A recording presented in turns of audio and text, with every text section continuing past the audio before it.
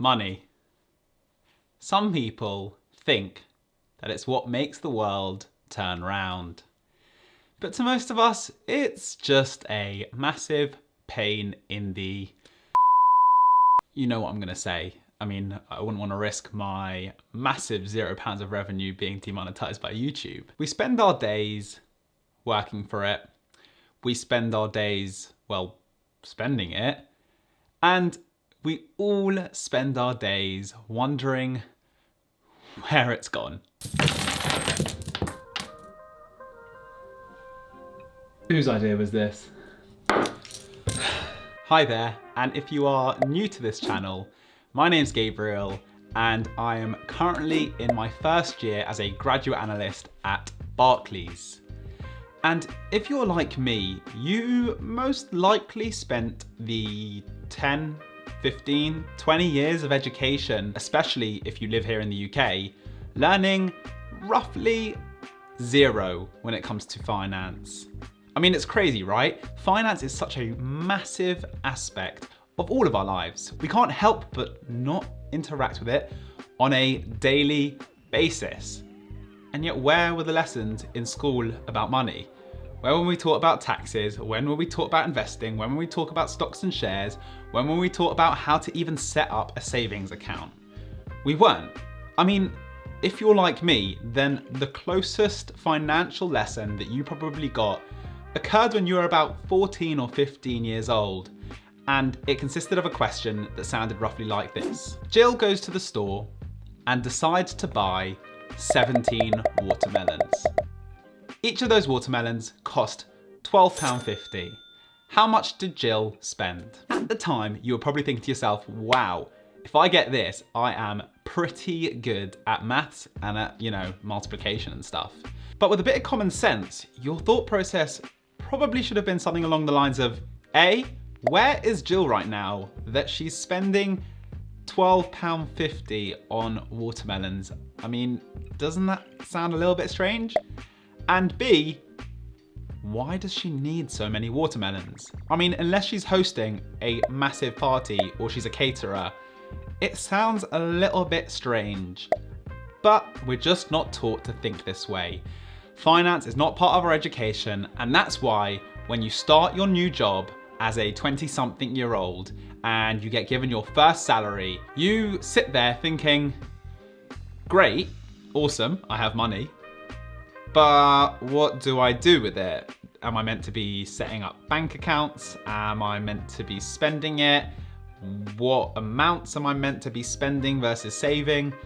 These are things we're just not taught. Don't get me wrong, you might be one of the lucky ones who happened to have these lessons given to you by the family and friends that surround you.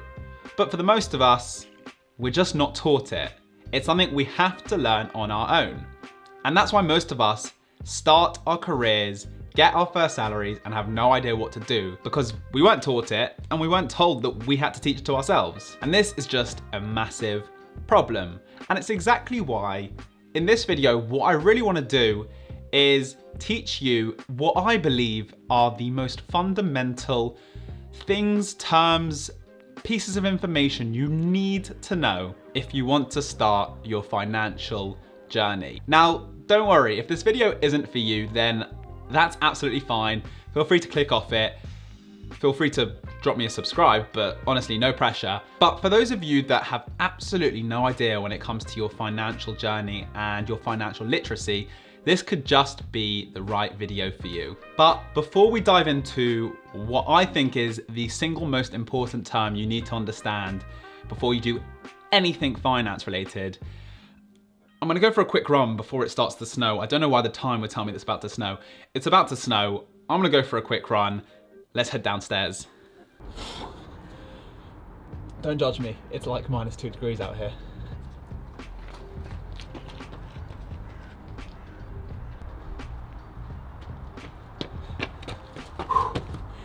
I do not recommend running in the snow. Not a good idea. I'm gonna have a quick shower and then let's get straight back to the video because I cannot feel my fingers. Oh, I honestly don't know what to do with my hair right now. The barbers need to open ASAP. Get rid of that. Yes, I'm wearing the same t-shirt. It was clean before I started making the first half of the video, so please no judgment there. Where were we? Interest rates. Let's dive right into those. The best way to start this is definitely for me to pull up the definition. I'm not going to try and tell it you off by heart. I've got my laptop here. So the actual Oxford definition of interest is the proportion of a loan that is charged as interest to the borrower, typically expressed as an annual percentage of the loan outstanding. Doesn't make any sense to you either? Great. So what actually is interest, or an interest rate, as I just told you? Well, to the average Joe in the street, when they want to go and put their money away in a savings account, for example, they will look at various interest rates that are offered by those savings accounts. And the easiest example that I can give you is, let's say I wanted to put £100 away and the savings account that I was going to put it in offered me 1% interest. That means every year I'm going to get 1% of what money I'm putting into the account given to me. So with £100, I'm going to get £1 given to me on top of that. And voila, I'm slowly making money by keeping it in that savings account. Now, you're gonna see different interest rates all over the place. And unfortunately, in the UK for the past few years, interest rates have been really low because they're set by the Bank of England every couple of weeks, I think 6 or so weeks. And essentially what this means is the Bank of England will set the base interest rate. The commercial banks, your NatWests, your Barclays banks, I can't believe I don't know how to say that, will be able to borrow money from the Bank of England at that interest rate. In other words, they will have to repay whatever they borrow plus that interest rate. And they will then go on and set interest rates for the average person on the street to borrow from them or to save with them. And that is how interest rate will interact with you on your day-to-day life. You'll probably either see it with the accounts that you hold with certain banks, or on the flip side, you'll see it given to you on the various loan types you take from the bank, whether that's a mortgage or just a normal loan. Interest rates will be set on all of these things. All right, compound interest. It sounds really similar to interest, and in a way, it's exactly the same thing, and it's probably the only term we were actually taught in school. Now, if you go back to your year 7 or year 8 class, I don't know what that translates across the pond to, maybe middle school? Feel free to drop a comment if I'm completely wrong about that. So to give you a little bit of a flashback, let's bring Jill back into the equation. And the GCSE or exam question you probably set was along the lines of, Jill saves £1,000 at 5% interest, compound interest, for 5 years. How much does she have after that time? Now, what is that compound interest in the question? Essentially, compound interest just means that you're going to earn interest on the money that's in the bank plus the interest you earned from the previous years. So let's take our £100 as an example. After 1 year with 1% interest, you're going to have £101. After 2 years, you're going to get interest of 1% on £101, not on that original £100. So you're going to have £102 and 1 pence. Unbelievable compound interest, isn't it? Remember it, save it in your mind. It's going to be an important term when you start to look into things such as investments. Inflation rate. As always, let's start with the definition. Trusted laptop, here we go. Inflation. The action of inflating something or the condition of being inflated. For example, the inflation of a balloon. Obviously not. A general increase in prices and fall in the purchasing value of money.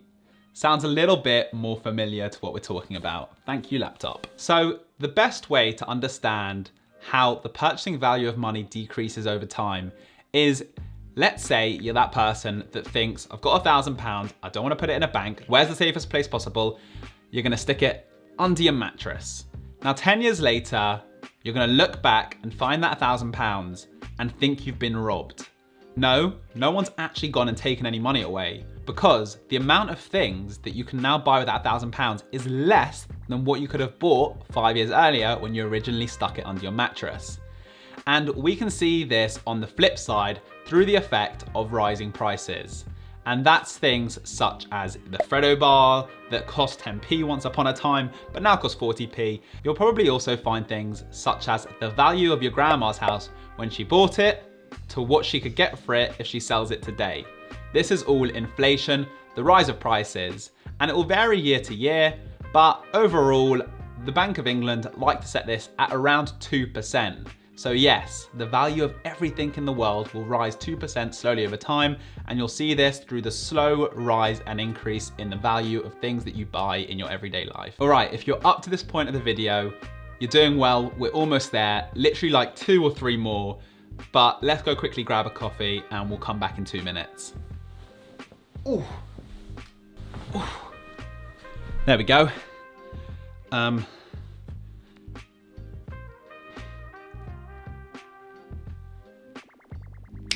All right, got that energy, that caffeine's inside of me. What's next? Assets and liabilities.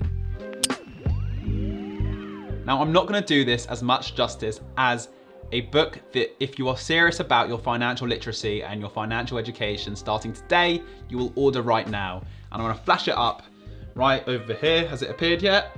Nope. All right, here it is. It's called Rich Dad, Poor Dad. Okay, thanks. And it will completely transform your relationship with finances. But let's see if I can do it a little bit of justice in this quick section. The most simple way to explain assets and liabilities are assets put money in your pocket, whilst liabilities take money from your pocket. And to break it down in a couple of examples, assets could be properties that you're receiving rent through, royalties that you earn money through, a business that you own, and of course, investments that you receive money from. Whilst liabilities is everything else. Your rent, your mortgage, your insurance, and everything else basically that you spend in your life, because you ain't getting that money back once you've spent it. That basically should give you as clear of a picture of what you need to do with your money when you receive that first salary. You want to be buying assets and not buying liabilities. Unfortunately, most of us go straight to buying liabilities, but if you can shift this around, you're going to be making money in no time. If you've ever seen The Wall of Wall Street, or if you've ever been to Wall Street, or if you've ever just Googled Wall Street, you'll see that picture of that bronze bull that sits on Wall Street. And there's a reason behind that.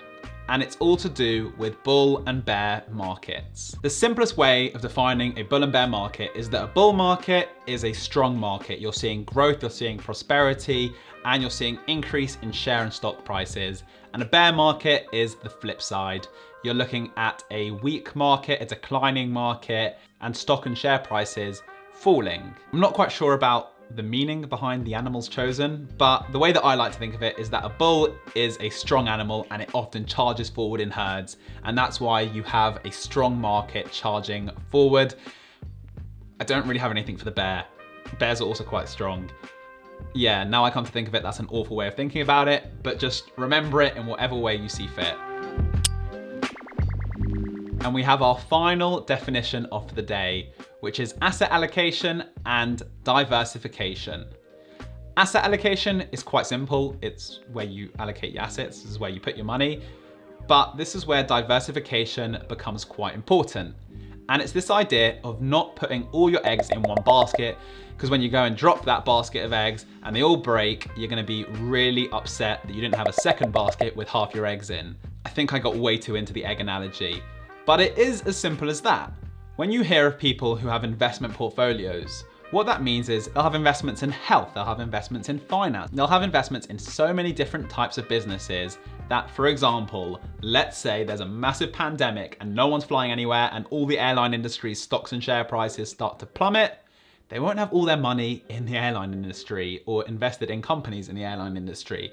They'll spread them out so that they won't see this massive negative effect in their overall portfolio from a decline in only some of their assets, because all of their other assets will hold strong.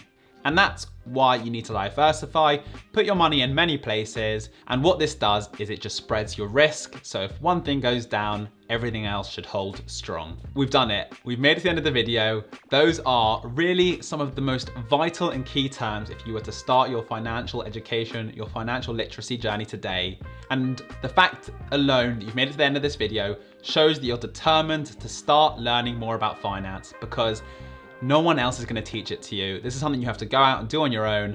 I'm starting to do this. I'm right at the beginning of my journey, and what I'm going to do on this channel is bring you along on that journey with me. So if that's something you're interested in, then do drop this video a like, leave a comment on anything that you want me to start to talk about on this channel regarding the basic understanding of anything financial, and I will definitely make a video about it. And if you have enjoyed it, do subscribe to this channel. It would be massively supportive. See you in the next video.